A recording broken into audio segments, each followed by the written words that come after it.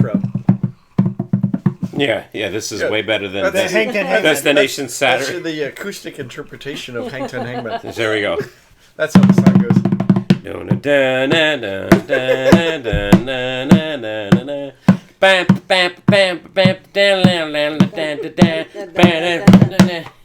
Destination Vancouver. Destination, I'm being silly.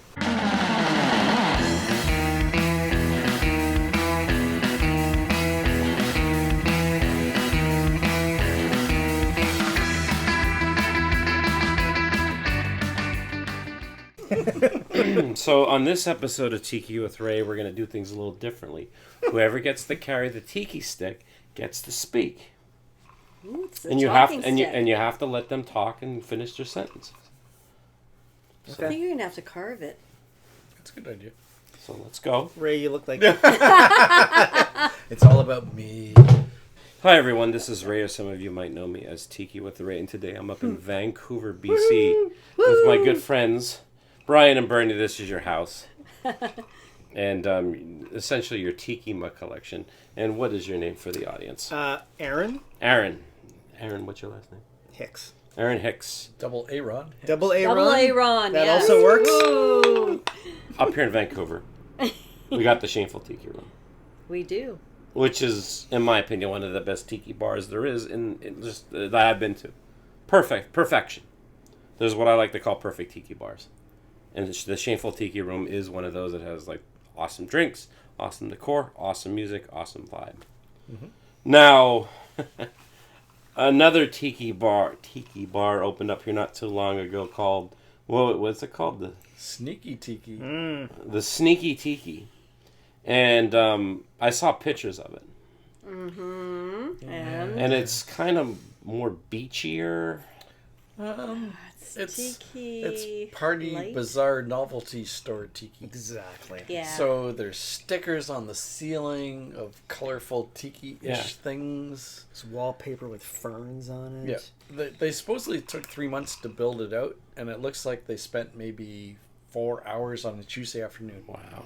So it's pretty lame. So needless to say, since you guys live here, if you're going to go to a tiki bar, where are you going to go? Sneaky Shameful Tiki. Tiki. No, of course. Oh. What's that answer? So the reality is you're going to go to the Shameful Tiki Room. Of course. Absolutely. Yes. That's our home away from home. Yeah. Yep. Now, there's San Francisco. There's like some cities actually have like several tiki bars. Ooh, and like I think I counted in San Francisco, there's like they're over 10. Oh wow. Over 10, and like a lot of them are like really, really good too and worth going to. But the question I wonder is there a point where there's oversaturation? Is it a bad thing, or is it a good thing that a place or one city would have like so many bars and so many choices? Depends what the market will bear. What do you mean? It's hard to know. If there's a demand, keep them coming. So if there's more people wanting it, I mean, like Shameful Tiki Room here is overflowing. We need more. Yeah. Well, more good tiki bar. Yeah, we more have good. Sneaky Tiki, Yeah. and it's empty all the time. The Waldorf is reopened with supposedly a new bar menu, and it's not great. Yeah. Mai Tai, I've been there a couple of times, and the Mai Tai was terrible both times. Totally different each time. Rod did have a zombie, and that was actually pretty tasty. But, so it's up and down. Who knows? Decor is still cool. Looks great. It's a nice and space it's got to be history. in. Yeah, the history is great. It's a historic building. But, again, the drinks are... I think they need a good bar person. Yeah. That's the weird thing. They supposedly do have a good bar person. But, again, they're not doing the tiki drinks properly. And here's the should be thing, done. and even at the end of the day, like even if the drinks are like okay, passable, am I gonna go there over? Like I'm coming into Vancouver for the weekend. Mm-hmm. Where am I gonna go? I'm going to the Shameful. Yeah. Yeah.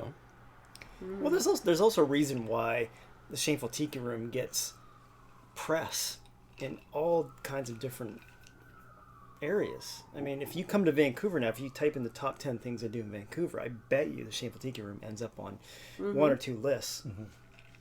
That's true. So there, I mean, I think the consumer ultimately determines the destination Yeah. based on whatever criteria you deem to be important. No, wait, Drinks. didn't you just mention a little while ago? You said something about like Tinder dates, or like best place to Yeah. go on Tinder date. Yeah, absolutely. Shameful Tiki Room. Is that serious? Is that true? Yeah, that's true. It's Shameful Tiki Room is like #1 Tinder date spot in Vancouver. The atmosphere is perfect. It's quiet. There's no TVs blaring at you. It's not Like a really sports bright. bar. Yeah, like a sports bar, which is just hideous.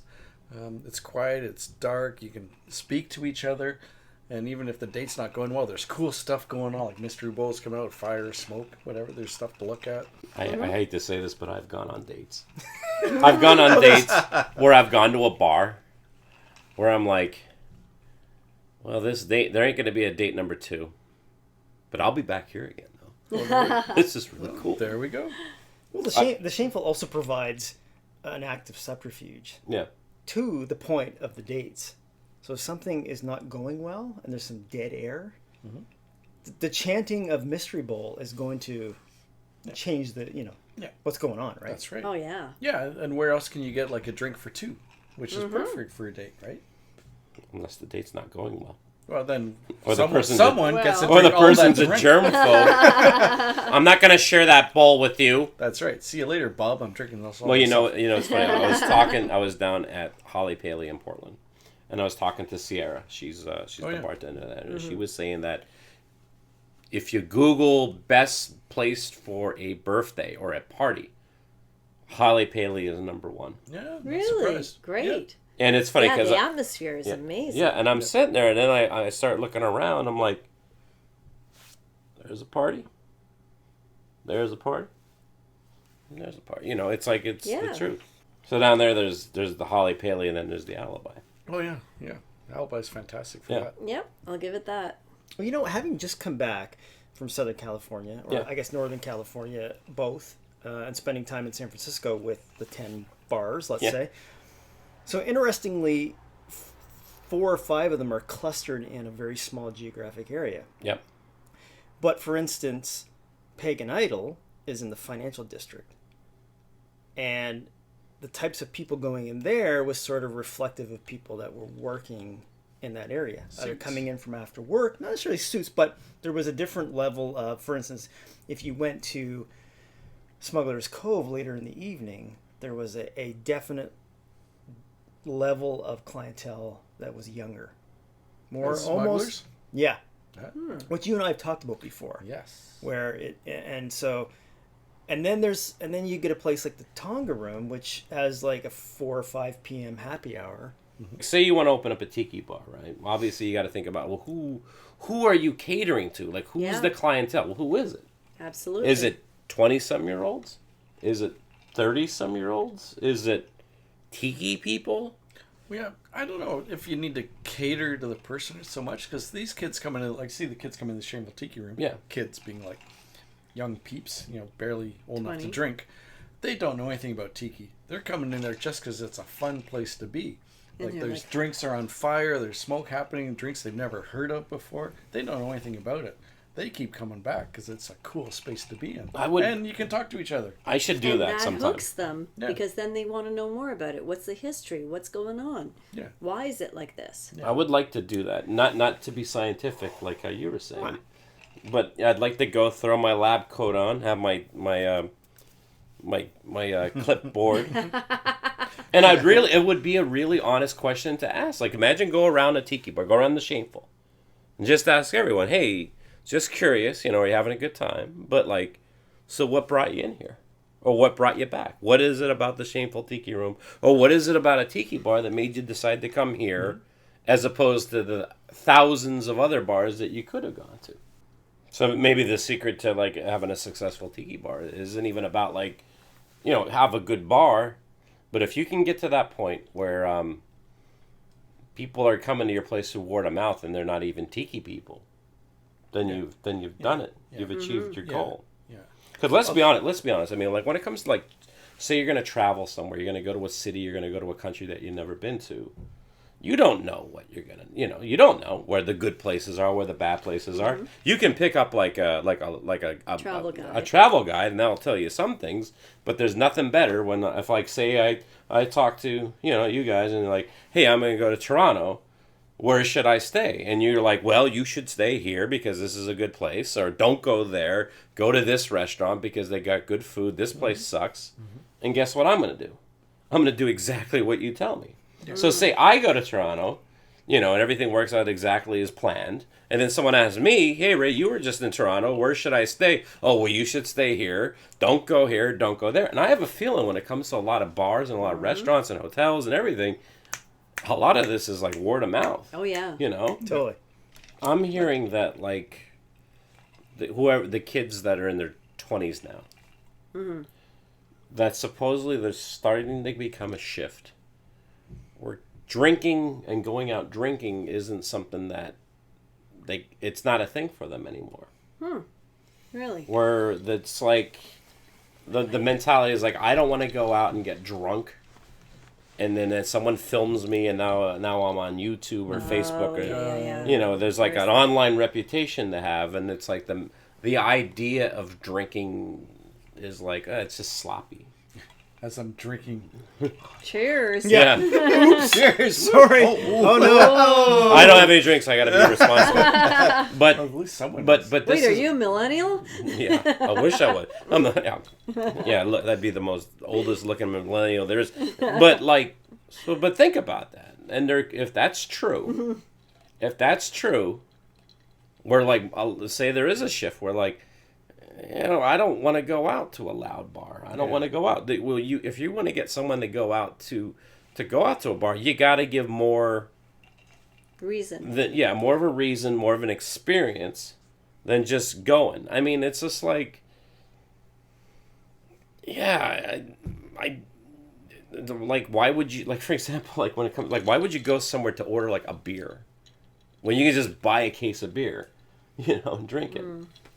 And it'd be cheaper for you to have your friends come over than it would be to go out for a bar. And it's just like if you're going in there and the music loud, you can't talk.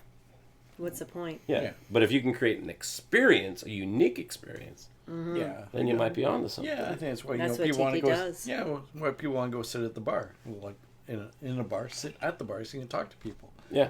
There's a new bar that's a tropical bar, Castaway. I popped in there a couple of weeks ago. I was sitting at the bar, check it out. Drinks were, not great, but people are coming in. They all want to sit at the bar and start to chat back and forth, right? So That's amazing. It's creating community again. Yeah, for sure. That's 'Cause not everybody what wants that happens human at connection. a sports bar. Yeah. What is it? You ran into somebody who was going to a sports bar, and he thought you were from a different planet. Yeah. 'Cause I'm talking about tiki drinks and cocktails and whatnot, and it's like, wow, you are like someone from another planet. Because I'm talking about Mai Tais and 80 grogs and tiki He's talking about cheap puka-pukas. beer. Yeah, you just want cheap beer, sit at the bar, drink cheap beer. I'm talking about this stuff. The thing that just gets old, it's like there's so many times where I go out to a tiki bar and I'll be the only person, me or maybe my friend or whoever I'm with. It's like we're the only people wearing like shirts or anything like that. Yeah, it's Yeah, I was wearing something like this. But that's a good point. Drinks, You're gonna go to a tiki bar because it's like I can't get some like the drinks that I had tonight at the Shameful Tiki Room. I don't even know what the hell they are. You can give me you can show me what those ingredients are, but like I don't know. It's all about creating a unique experience. Yeah. Oh yeah. And I think it's interesting to think that All like the even senses. even with tiki bars that there could be unique experiences with Between each tiki them. bar. Yeah. Yeah. For sure. Because you said when you were down in the Bay Area, Yeah. out of all the places you like was Pagan Idol. Right. Now, why is that?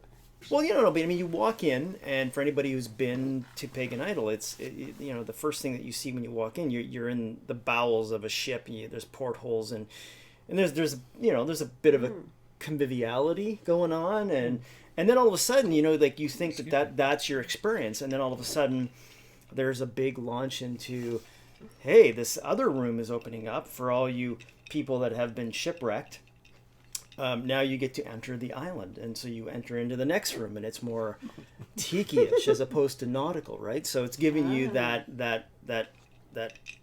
movement from one sphere to the other, and yeah. So I mean, I just totally, for the short amount of time that I was there. And you were in Zombie Village too. I was in Zombie Village. Oh, I've not been there either. And again, when you talk about how that many bars survive in one area, it's you walk into Zombie Village and the decor is completely different. I think I was telling Ray earlier, it's like when you sit, you have the main bar which you can sit at, but the tables are in little huts, which for some people they might really enjoy because you get a bit of a privacy, but it also kind of like shuts you out from the rest of the. I guess so. Is it like Golden Tiki, the little booths at the back there? I think it's even more. It's even more pronounced. Yeah. Oh, really? Yeah, it's even more defining. I've seen photos of it. Obviously, I've not been there yet. Yeah. Yet. But Operative word. Yes. that's the great thing is that you're probably going to have a home bar, especially in a city like that, right? Maybe it's I'm going here because this resonates more with me. Yeah. Or I go to this place because they got a great happy hour with free food. Or this is the closest. Or this has the best drinks. Or this is where I met my girlfriend on Tinder. Or speed dating. Or whatever. I'll tell you what, I mean, like the the people that are living in the Bay Area, they are truly living in a unique situation. Because you have a lot of tiki bars, great tiki bars in a concentrated area. And this is a question for all my friends out there in the Bay Area. So what determines what tiki bar you go to? Why do you go to this one over the other one? Put the comments in the below. Yeah.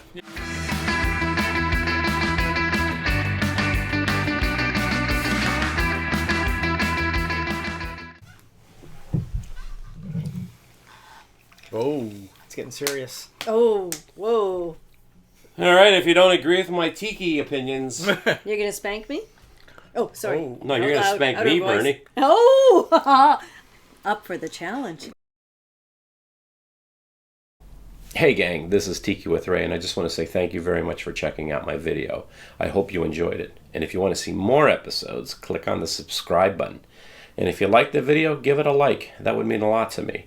And if you have any comments or suggestions, please leave a comment in the comment section below.